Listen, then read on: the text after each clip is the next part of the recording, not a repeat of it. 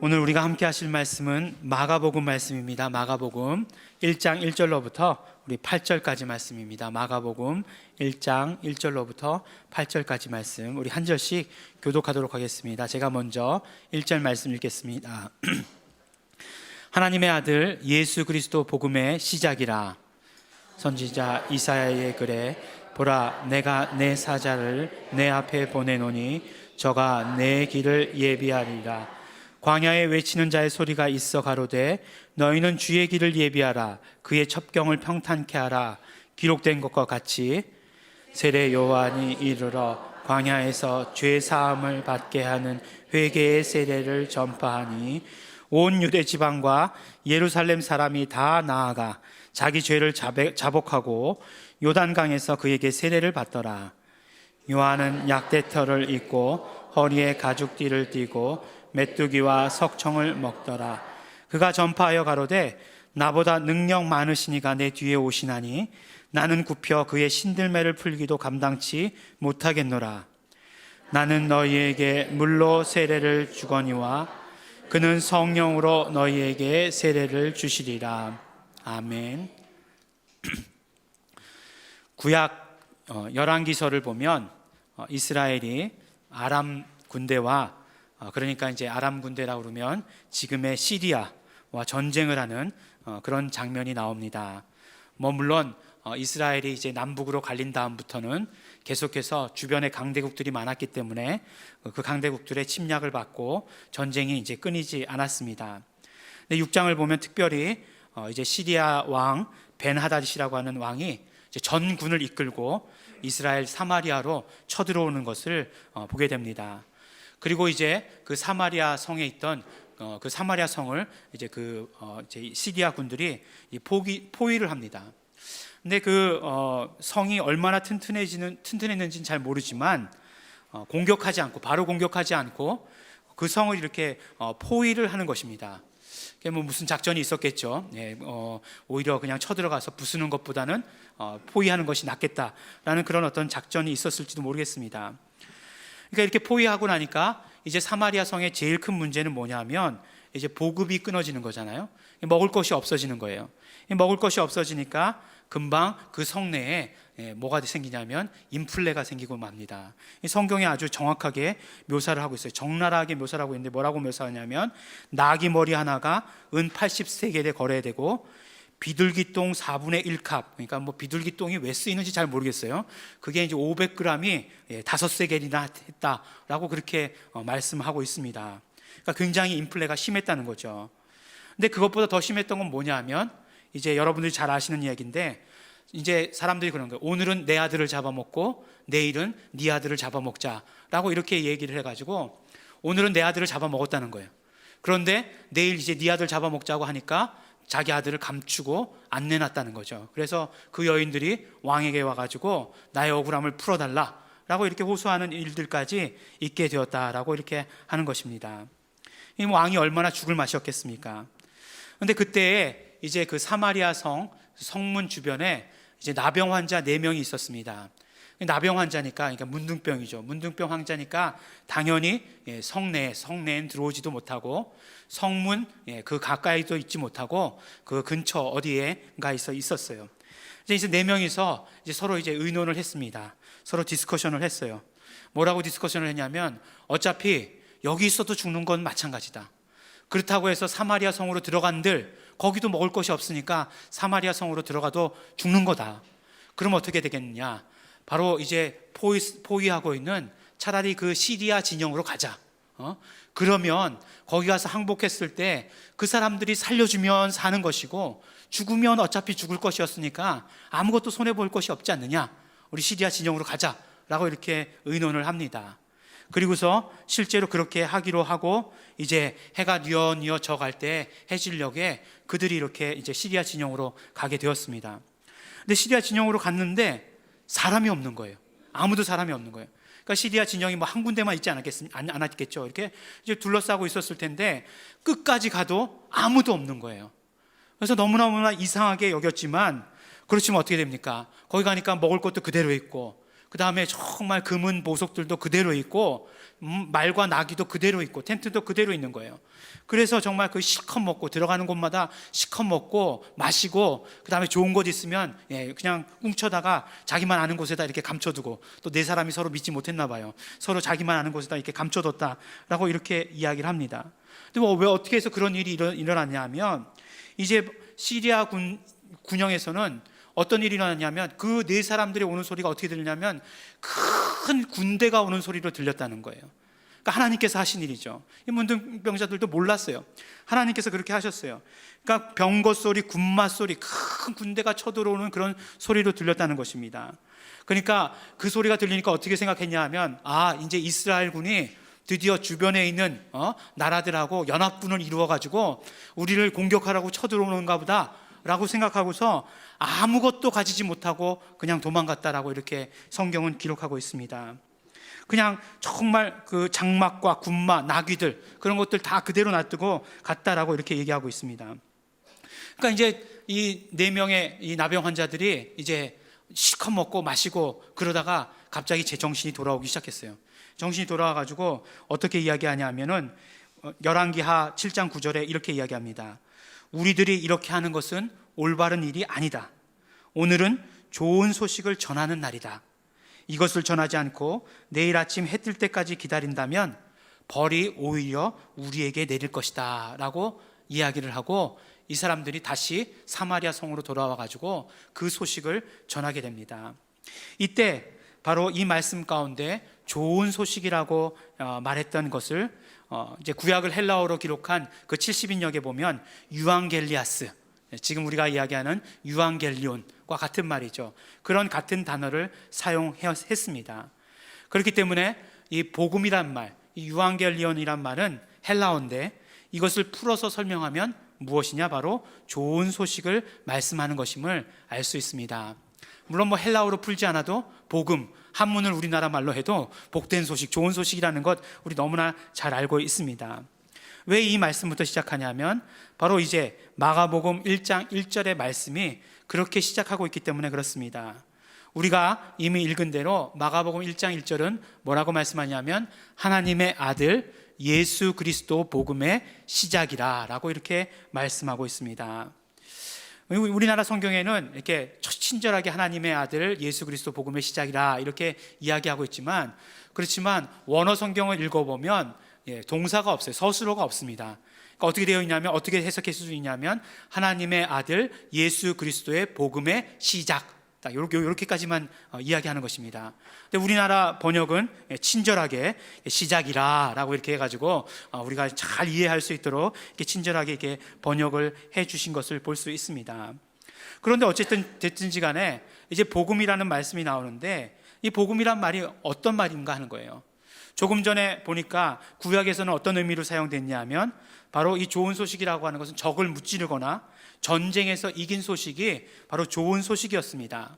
그래서 성경에서 보면 어떤 말도 나와 있냐면, 좋은 소식을 전하는 사람은 좋은 사람이다라고까지 표현되어 있는 그런 구절이 있어요. 그러니까 그런 이긴 것, 승리한 것, 이런 것들이 좋은 소식이다라고 이렇게 이야기하는 거죠. 우리에게 있어서 좋은 소식은 어떤 것이 좋은 소식인가요? 우리는 좋은 소식 그러면 어떤 걸 금방 생각하게 되나요? 우리 신문을 보면은 그런 좋은 소식에 대한 것들이 있죠. 물론 나쁜 소식 한 80에 좋은 소식 한 20, 그 정도밖에 안 되는 것 같지만, 그렇지만 여러 가지 소식 가운데서 우리나라 경제가 곧 회복될 것 같다. 제가 원하는 거죠. 이제 원하는 소식이에요. 그런 소식 좋은 소식이죠. 또 어떤 사람들 보면 평생 모은 돈을 갖다가 어느 학교에 이렇게 기부를 한다. 이런 소식들 들어보면 참 좋은 소식이다라고 이렇게 생각이 듭니다. 근데 이런 소식은 정말 너무 멀리 있는 소식이고, 나에게 좋은 소식은 뭡니까? 갑자기 로또가 당첨된다든지 이런 소식이 좋은 소식이고, 그런 것이 확률이 적다 할지라도 우리 가족 중에서 우리 자녀들 중에서 누가 이렇게 잘 됐다, 이런 것들이 우리에게 있어서는 참 좋은 소식이다라고 이렇게 느껴지는 것입니다. 하지만 오늘 말씀의 시작은 정말 진짜 좋은 소식이 무엇인가에 대해서 우리에게 말씀해 주시고 계시는 것이에요. 진짜 좋은 소식. 진짜 좋은 소식이 무엇이길래 그것을 복음이라고 이야기해 주는가에 대해서 말씀해 주시는 것입니다. 우리에게 말씀해 주시는 진짜 좋은 소식은 뭐냐면 바로 예수 그리스도의 좋은 소식이 진짜 좋은 소식이다라고 우리에게 말씀해 주십니다. 예수 그리스도의 좋은 소식, 예수 그리스도의 복음이 진짜 좋은 소식이다라고 말씀해 주십니다. 근데 오늘 말씀을 보면 이제 말씀을 복음을 이야기할 때 어떻게 얘기하냐면 예수 그리스도의 복음이다라고 이렇게 이야기를 합니다. 한글 성경에는 이제 계속 하나님의 아들 예수 그리스도의 복음의 시작이라 이게 계속 연속되니까 생략해놔서 그렇지 예수 그리스도의 복음이다라고 이렇게 되어 있어요. 근데 이 예수 그리스도의 복음이라고 하는 것은 여러 가지로 해석을 할 수 있습니다. 우리나라 말로 하면 예수 그리스도의 복음 그러면 이거는 이제 소유격이라고 얘기하잖아요. 그래서 예수 그리스도가 가지고 있는 복음 이렇게 언뜻 생각하기 쉽다는 것입니다. 근데 이제 헬라어에서는 이 소유격을 해석할 때에 이렇게 그냥 단순히 소유 관계로 해석하는 것이 아니라 여러 가지로 해석을 할 수 있습니다. 그래서 제가 신학교 다닐 때 몇 가지로 해석할 수 있는지 배웠냐면 18가지, 18가지로 해석할 수 있다라고 이렇게 배웠습니다. 그러니까 오늘 설교가 아무래도 길겠죠. 18가지를 분명히 다 얘기할 것이 틀림없기 때문에 설교가 길 것이다 라고 이렇게 생각이 됩니다. 그 첫 번째 뭐였냐면 예수 그리스도와 복음이 동격이라는 거예요. 동격의 의미를 가질 수 있다는 거예요. 그러니까 복음은 뭐냐? 복음은 예수 그리스도다라고 이렇게 이야기하는 거죠. 근데 이 말씀은 우리가 이미 그렇게 이해해왔고 그렇게 알고 있는 말씀이에요. 무슨 말씀입니까? 바로 예수 그리스도가 복음 그 자체라고 하시는 말씀은 예수님은 하나님이시잖아요. 그럼에도 불구하고 예수님께서는 육신의 몸을 입고 이 땅에 오셨습니다. 하나님이신 예수님께서 이 땅에 오신 이유는, 육신의 몸을 입고 이 땅에 오신 이유는 오직 한 가지, 피 흘리시기 위하신 것이라는 거예요. 피 흘리시기 위해서 오셨어요. 왜 피 흘리시기 위해서 이 땅에 오셨는가? 바로 인간의 죄가 예수 그리스도의 피 흘림이 없이는 해결될 수 없기 때문에 그랬습니다. 그래서 예수님께서는 인간의 모든 죄의 문제를 해결해 주시기 위해서, 피 흘리시기 위해서 육신의 몸을 입고 이 땅에 오셨습니다. 그 사실 자체가 복음이라는 거예요.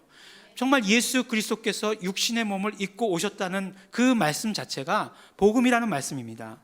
그렇기 때문에 예수 그리스도는 복음이다 라고 이렇게 이야기해도 맞는 말씀이 되는 거죠. 두 번째는 또 어떻게 얘기할 수 있냐면 바로 복음의 내용이 되시는 분이 예수 그리스도다 라고 이렇게 번역할 수 있어요. 그러니까 복음의 내용이 되시는 분이 예수 그리스도다. 당연히 그렇죠.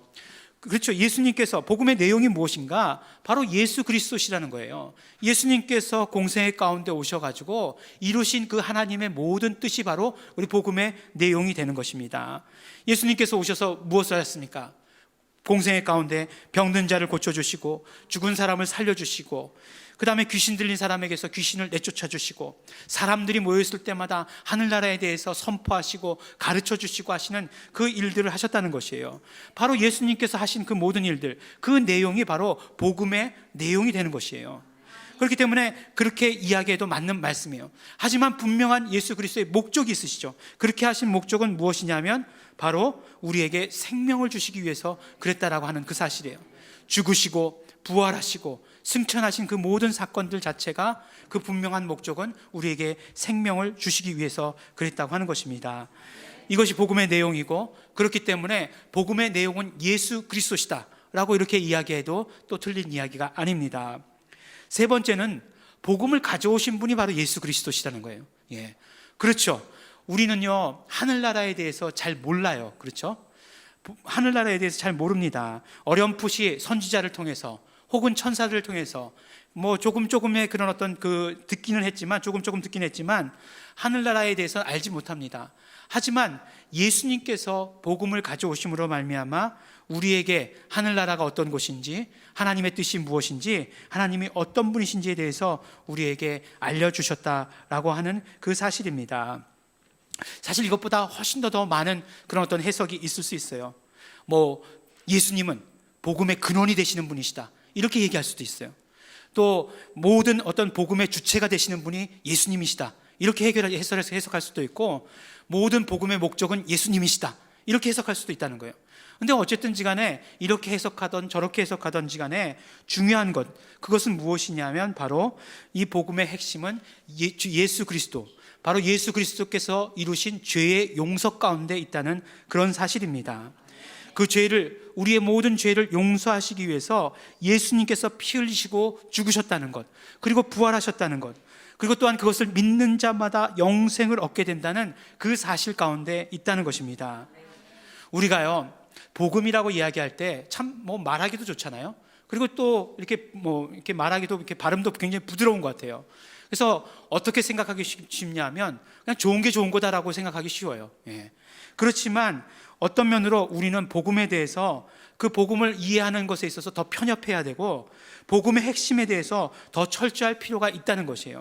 왜냐하면요, 예수의 피가 희석된 그런 복음, 인간의 선행과 인간의 도덕 가운데 예수 그리스도의 하신 일들이 파묻혀진 그런 복음은 우리에게 참 생명을 가져다 주지 못한다라고 하는 것입니다. 복음의 가장 핵심은 무엇이냐면 우리의 죄를 용서하셨다는 것이에요.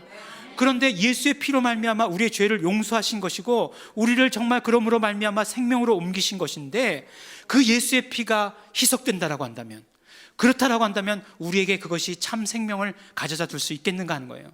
그렇지 못하다라고 한다는 것입니다. 오늘날 우리 교회 가운데 참 많은 어려움이 있다라고 얘기하고 교회가 점점 쇠퇴해 간다라고 이렇게 얘기하는데 왜 그럴까?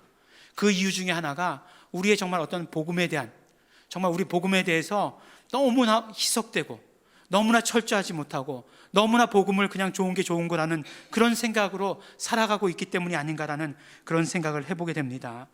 하지만 정말 인간의 그 죄의 문제 때문에 예수 그리스도께서 죽으실 수밖에 없었고 인간으로 오셔서 피 흘리셨다라고 하는 그 사실, 그것이 우리 가운데 있을 때, 우리 마음 가운데 새겨져 있을 때 우리에게 있어서는 참 생명, 영원한 생명이 그대로 우리에게 주어진다라고 말씀해 주시는 것입니다.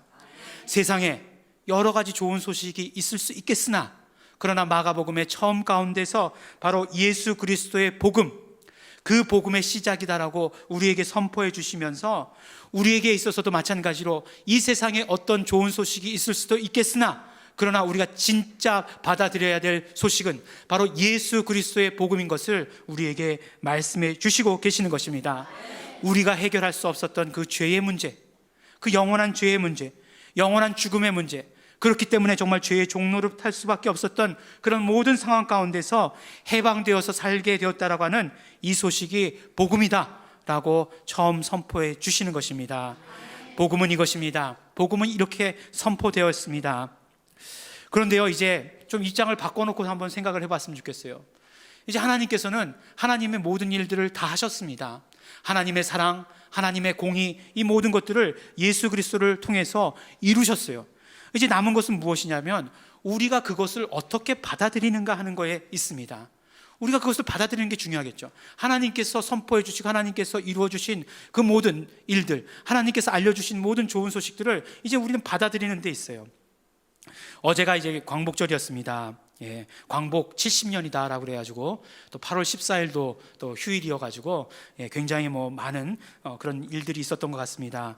저도 그 즈음에서 시내 나가 보니까 막 사람들이 태극기를 나눠주더라고요. 그래가지고 태극기도 이렇게 받아가지고 왔습니다. 태극기는 귀한 것이다라는 생각이 있었는데 그냥 나눠주는 거니까 한 2개 받아왔습니다. 책상에다 이렇게 제 책상에 이렇게 꽂아놨습니다. 그래서 책상에 지금도 꽂혀져 있었습니다. 그런데 그런 생각을 해보게 되었어요. 그러니까 어제가 광복절이었잖아요. 어제가 광복절이었으면 그때 당시에는 아마 그때 당시 오늘, 그러니까 8월 16일에도 아마 이 광복의 소식이 계속 전해지고 있었을 것이다라고 생각이 돼요. 왜냐하면 지금은 매스미디어가 굉장히 발달돼서 인터넷도 있고 텔레비전도 있으니까 누구든지 키기만 하면 알아들을 수 있겠지만 그땐 그렇지 않았을 거 아니에요. 그러니까 그 소식이 아직도 전해지고 아직도 못 들은 사람도 부지기수였을 것이라는 그런 생각을 해보게 됩니다. 그리고 또 이 광복의 소식, 이 광복의 선언이 어떻게 된 건가요? 이게 우리나라 왕이 선포한 건가요? 우리가 광복됐다라고 이렇게 선포한 건가요? 그때는 대통령도 없었잖아요. 그래서 담화문을 발표한 것도 아니고 일왕이죠. 이 히로히토 왕, 그 천황이 항복 선언을 한 게 바로 우리에게 있어서는 광복의 소식 아닙니까? 근데 이제 저희 뉴스에서 이렇게 보게 되었는데 그 이제 70주년이 되어가지고 그때 항복 선언했던 그 원판, 녹음됐던 원판이 공개되고 또 그것이 이제 디지털로 돼가지고 이제 복원이 되었다라고 이렇게 이야기를 하더라고요. 근데 그 광복 선언문이 굉장히 어려운 말로 써져 있었다는 거예요. 그러니까 우리가 그 광복 선언문을 들으면 이게 일본 왕이 항복을 한다는 뜻인지 안 한다는 뜻인지 도저히 그것을 듣고는 알 수 없었다는 거예요. 그래서 일본 사람들조차도 그 항복 선언을 듣고서 이제 전쟁을 더 열심히 해야하는 그런 얘기인가 보다 라고 생각했던 사람도 있었다는 거예요. 그러니까 말 자체가 보통 일본 사람들이 쓰는 말이 아니고 황궁에서만 그 쓰는 말을, 그럼 황족들만 쓰는 그런 언어를 썼다는 거예요. 그래서 지금 일본 사람들이 들어도 그때 그 말이 무슨 말인지 못 알아들을 것이다 라고 이렇게 얘기들을 하는 것을 들은 적이 있습니다. 그러니 그것이 이제 라디오를 통해서 들렸다고 하잖아요. 라디오를 통해서 한국 사람이 그 어려운 일본말을 들었을 때 그 말을 듣자마자 대한독립 만세! 하고 이렇게 튀어나갔다.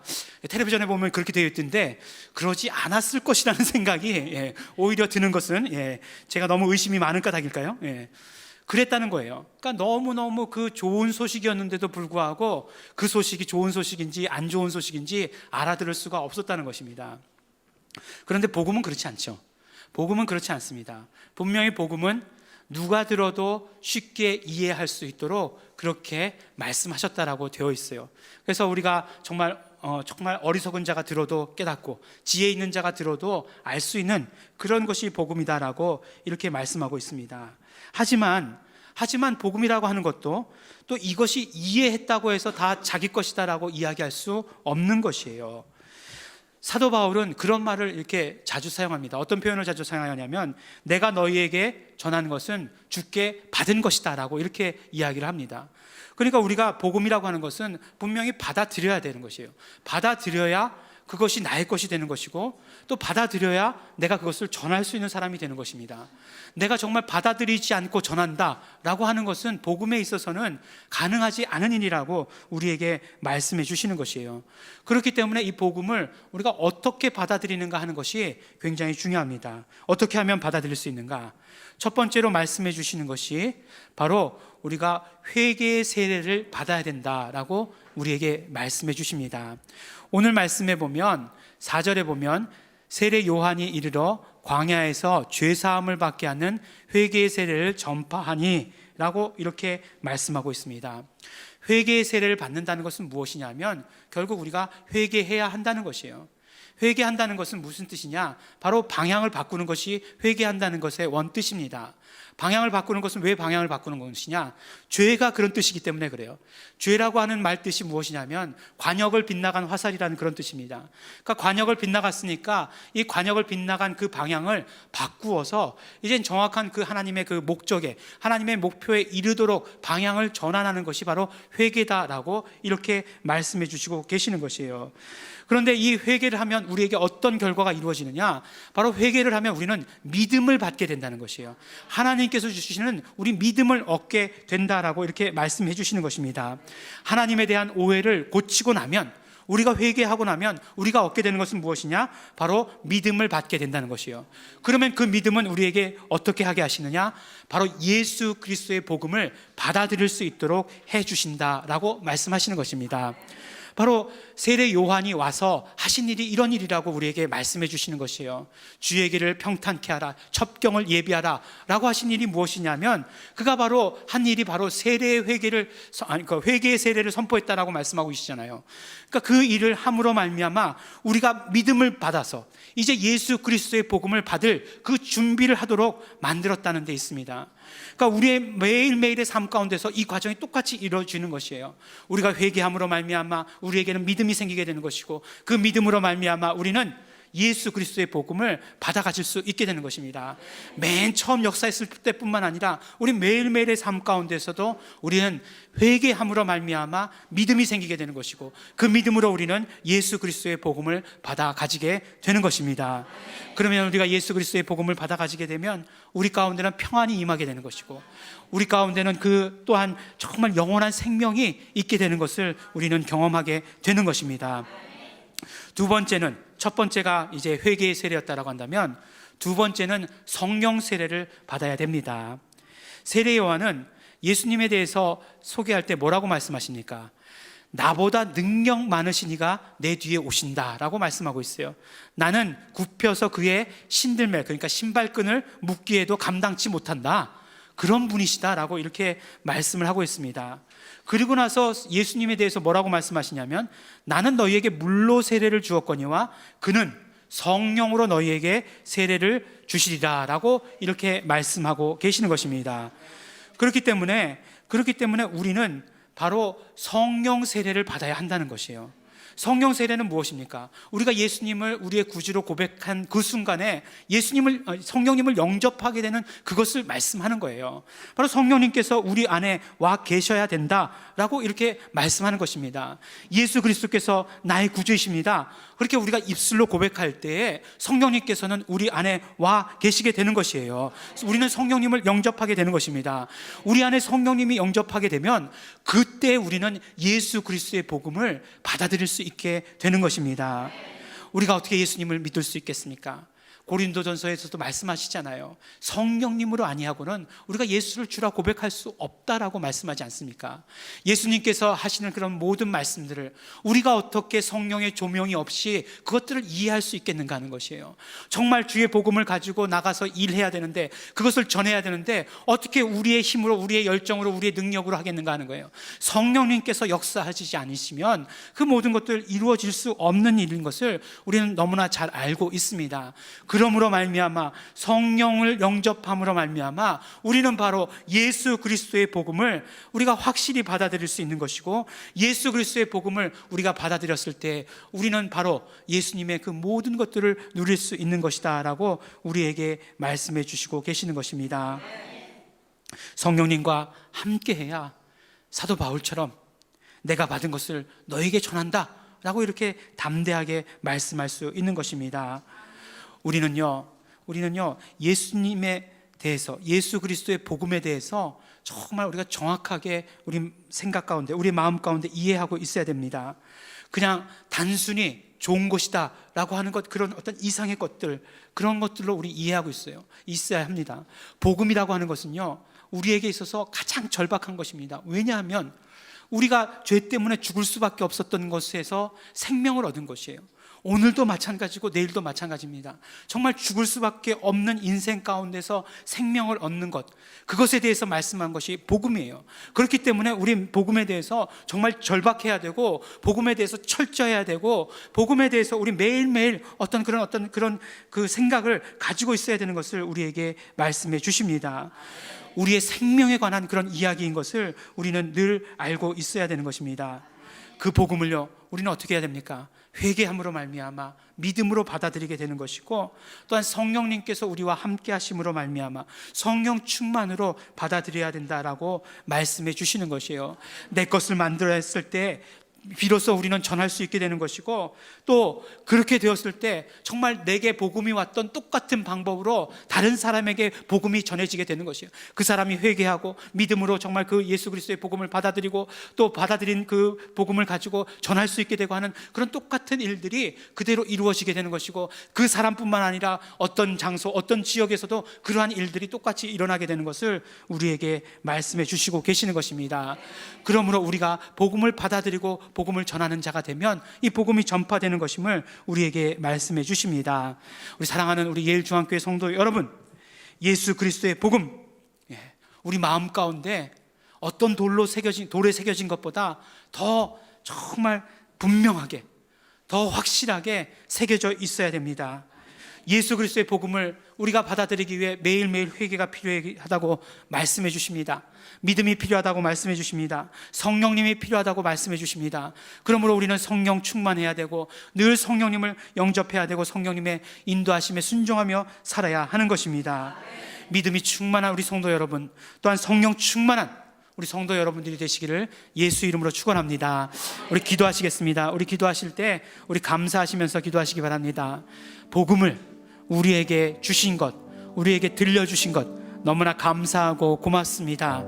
또한 이 시간에 정말 소원하고 결단하면서 기도할 것은 우리 정말 복음을 받아들이기를 소원합니다. 정말 복음을 더 많이 받아들이기를 소원합니다. 우리에게 주신 믿음의 분량을 크게 함으로 말미암아 복음을 더 받아들이겠습니다. 성령 충만함으로 말미암아 복음을 더 받아들이겠습니다. 그리고 전하는 자가 되기를 소원합니다. 우리 감사하시면서 소원하시면서 결단하시면서 우리 다 같이 통성으로 기도하시겠습니다.